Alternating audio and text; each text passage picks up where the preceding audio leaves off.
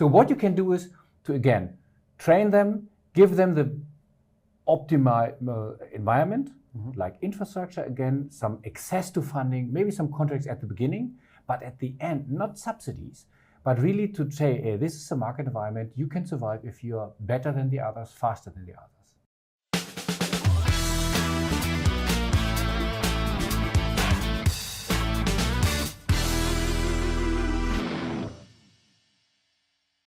Today, I have the pleasure to welcome in the studio Philipp Rösler, who was Vice-Chancellor of Germany, Federal Minister of Economics and Technology, among other responsibilities. But the reason why you're here today in Luxembourg is that you're also a board member of Gcore. Welcome. Yeah, thanks for having me here. It's a pleasure. I have also Reitenbach here, who is a CEO and co-founder of Gcore. So let's jump right into it. Why are you involved with Gcore? First of all, it's still, even though we have, fancy tools like Teams, Zoom, you name it, as well as AI, still human being and the relationship between human being is important. So I bumped into Andre by a recommendation from a good friend out of the tech community. And he said, look, this is the guy, he's building up one of the most relevant company for our technology, which is AI. And I said, okay, tell me, what is he doing? So he's doing AI. This is not very rare in today's time, but he said, no, he's doing the infrastructure. And he's knowledgeable infrastructure. And we all guys need infrastructure. And then I became curious. I visited him, I visited Luxembourg, and I was totally fascinated by Andre and the entire team. And then I, was asked to join. We liked each other, so now I'm here with him. Yeah, and I'm very proud that you're here because Gcore is a typical Luxembourgish success story, founded in 2014 in Luxembourg. Yes. And you grew it. Do you communicate on the ARR, annual recurring revenue? Yes, I can give some numbers. Yes. 2014 it was founded. I was employee number one. And since it, we are about 550 people, constantly changing. Right now, especially, we are ramping up AI talent to compete on the global scale.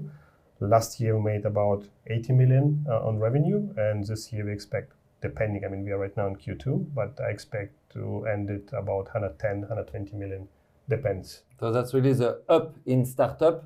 And I was looking this morning at the presentation from Vivatech, where the CEO of NVIDIA was presenting the partners of NVIDIA in Europe. I think there was like 16 logos, and right in the middle, I could see Gcore. I guess that's a pretty big recognition. It's a pretty big recognition, and NVIDIA see in us, because we are quite unique in our niche, the way how we operate infrastructure, the way how we build AI solutions is really unique, and they like it, especially because of strong connection to infrastructure and telecom solutions.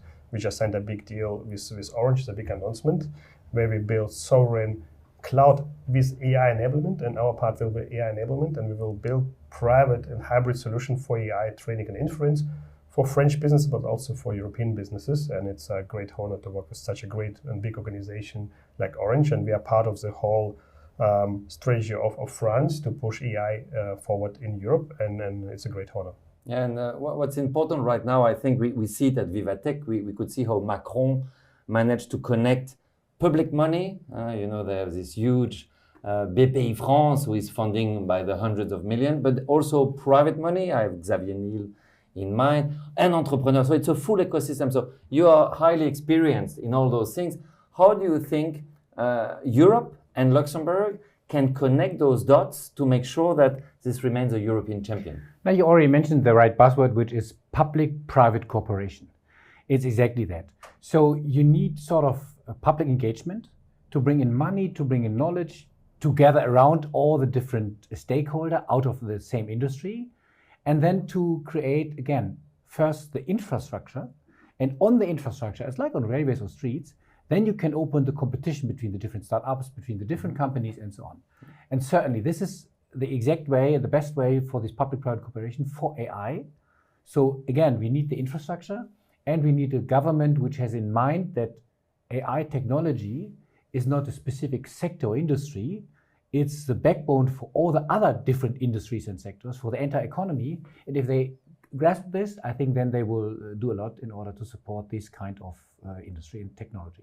Yeah, and if you come back at the Luxembourgish level, there is now a fund which is starting. It started very late. I think in Germany, you've got a massive private public fund. Yeah, we have a high-tech founders fund, so high-tech Gründer fund. It was created 15 years ago. It started very small, but the idea was also to have public-private. The public sector is even dominant, 2/3, 1/3 on the private sector, bring in some money. But for the small startups, it's not only getting the money and the funding, it's even the statement by the public sector, together with some dukes of the private sector, we trust this company. This is the future. And this was really boosting up a startup community. And if you do see what happens in the US, the people are not smarter, as we can see, even up to the top level. They are not more creative, not more dynamic, and God bless, not more entrepreneurial than we are. The only difference is, or the main difference is, they have the capital. So if this is the main bottleneck, we should do something. And here's for the public sector a play to role. And surely Luxembourg could be, of course, instrumental. It's a financial center in the center of France and Germany, which are its two main partners, of course, for many decades. Yeah, and it's between, you mentioned France and Germany. We all love the 27 member states. But to be very honest, something can happen in Europe if France and Germany are very strong sticking together. Exactly. And Macron made a great beginning. And let's fingers crossed, the new government is not the government of my party. We're not involved anymore. We're not even involved in the parliament currently. But I would wish that they will come as much as close to France and marching together and creating this kind of new technology in and for Europe. Political family is more aligned to the political family of Xavier Bettel. I remember you came to visit him at Hôtel de Bourgogne a few years ago. We know that Xavier started this Startup Nation program. Maybe a question about subsidies versus contracts. In Germany, do you have, let's say, the state supporting startups by allowing contracts or just subsidies or access to funds? No, so access to funds, it's always a sort of co-funding, so the money they will get is always public and private. Since you mentioned the liberal mindset, and you're right, so if we have a plaidoyer for more public engagement, you should at least question, hey, what is this guy doing? Is he really a liberal? But, you know, I think, again, the state has a role to play. And they have to organize the same level playing field for all the other guys. And we are against public subsidies because we are mainly, or public engagement, against, I would say, monopolies. And if you do see what happens in the US, who is building up the hyperscaler, the big GPU data center? Who is doing it? The private sector. But I ask you, is this a real competition or a real market, or is it a monopoly? It's a monopoly from the dukes of the IT industry, Google's, Amazon, you name it. So, but here we can do better. We can organize the infrastructure, financed by the public, built by the private sector, and then pushing over and open it to all the different small startups. They can buy in top level GPU computing power for a small portion of money, so that they add cost maybe.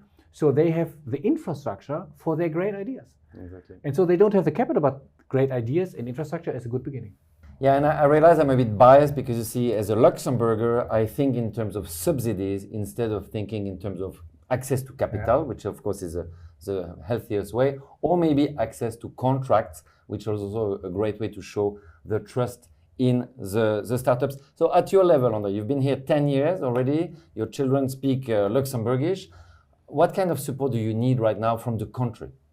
I mean, the good thing is we are already participating on several events. We are right now part of the Smart Spire, the city. We invested a lot of time to be part of that. We are really proud as well to bring Luxembourg to the next level, also on AI and also smart cities.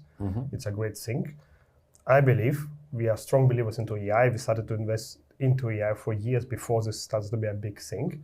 I believe we should have a working group together with the politics, together with people who think what could be the next thing. The same way how France is thinking, to have a common strategy as a country, involve all local champions, because we have all the recipes, we have all of the ingredients locally to build own champions, to build own strategy and run own strategy for the country. And I believe we should have this working group, private sector, startups like us, with ministries, and then see how we can leverage these capabilities in the country to bring us forward, because we can bring more talented people, because talented people pull more talented people to the country, and then we're relocating more people to Luxembourg, and we should use this, and we can really bring something to Luxembourg.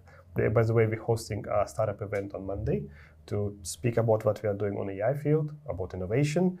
have some networking, some nice time together. We did this last year. We're going to repeat it this Monday. And then this is something we need to create an ecosystem and constantly pushing it and pumping it really from private sector and force startups to thrive around it.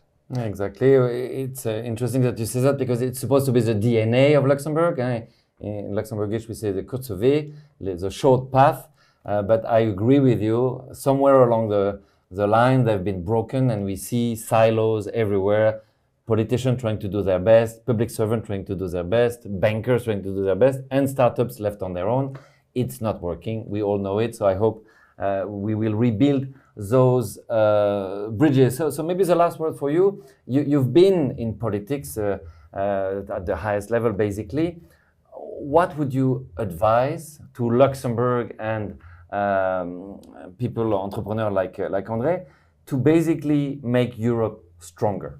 So I would never advise any government as a former politician, so this is still remaining sort of diplomatic understanding for me. But coming back to your question, I think it's to realize that entrepreneurship is key, and their role to play is, and their job is to foster entrepreneurship. And that does not mean, and I like it what you said, not subsidies, but to create the right market environment. Market means to have a fair competition, open market, free trade, fair competition. These are the three main pillars of a good market. And if the public sector, the state has a role to play, then to understand what is my role to play, how can I create a fair market environment where our players in Luxembourg, in Europe, can have the best environment to compete not with each other alone, but also with the guys in the Silicon Valley or the upcoming guys in Asia. I think this is what they have to do. And this is what have to be understood in Europe. And we say in the era of the fourth industrial revolution, where we're living now, so not the big fish is eating the small fish, but the fast fish is eating the slow ones. So speed is for us decisive, for that industry is decisive. And not the size. Size does not matter as long as we are faster and better with our ideas. Time to market is so key. And if here the government or the European Union, whoever, can support our companies, that would be great. Less bureaucracy, less, red tape, what we always have to discuss, more market environment, some investment into infrastructure, but then open for everyone in terms of a fair competition. Yeah, I could challenge you a little bit on this. There is a specificity. Luxembourg is not very big. It's 681 inhabitants. And it happens that the most innovative company right now, it's basically the state. It's called Post. It's like in Germany, Deutsche Post. Yeah. They run really a lot of companies. It looks a bit sometimes like China, where if you don't become part of those official startups, you will not be able to thrive. How would you address the fact that basically there's almost a conflict of interest between state-owned startups or companies and, let's say, innovative startups who are not necessarily all founded by Luxembourgers? Challenge accepted. So I fully accept that you would say that the biggest company is Post. The best company is Gcore, a private sector company, not to forget.